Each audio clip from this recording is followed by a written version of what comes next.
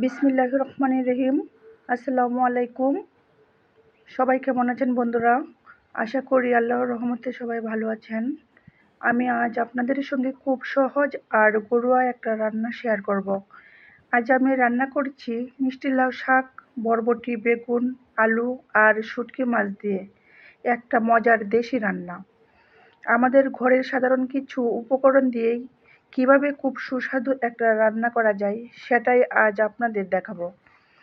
রান্নাটা ভালো লাগলে সবাই আমার পাশে থাকবেন, ভিডিওতে একটা লাইক দিবেন আর চ্যানেলটি সাবস্ক্রাইব করবেন।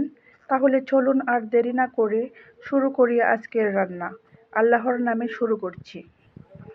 এই যে দেখেন ভাইয়ারা, বন্ধুরা, বোনেরা যারা আছেন সবাই আমার ইউটিউব চ্যানেলের বন্ধুরা, এখানে নিয়েছি মিষ্টি লাউয়ের ডগা পাতাসহ, আর নিয়েছি আলু, বেগুন, সাথে আছে বরবটি। সব কিছু মিলে আমি একটা উপকরণ তৈরি করলাম। তারপরে নিলাম এখানে শুটকি মাছ, কয়েকটা শুটকি মাছ নিলেই হয়। আর এখানে আছে কাঁচামরিচ কুচি করে নিলাম, পেঁয়াজ রসুন কুচি করে নিলাম। এখন এগুলো আমি সব কিছু ধুয়ে রেখেছি এখানে।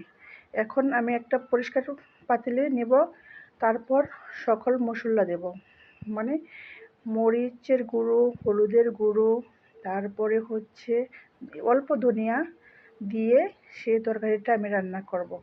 আর সে পর্যন্ত আপনারা আমার পাশে থাকুন, আমি রান্নাটা আপনাদের শেষ পর্যন্ত দেখাবো। ধন্যবাদ বন্ধুরা।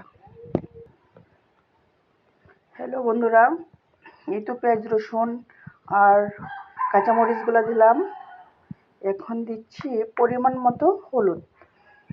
মতো হলুদ দিচ্ছি। তারপরে দিচ্ছি পরিমাণ মতো ধনিয়ার গুঁড়ো দিচ্ছি। তারপর দিচ্ছি মরিচের গুঁড়োটা একটু বেশি করে দিবেন। শাকের তরকারি তো, শাক নানান উপকরণ দিয়ে সেটা একটু জাল হলে ভালো হবে।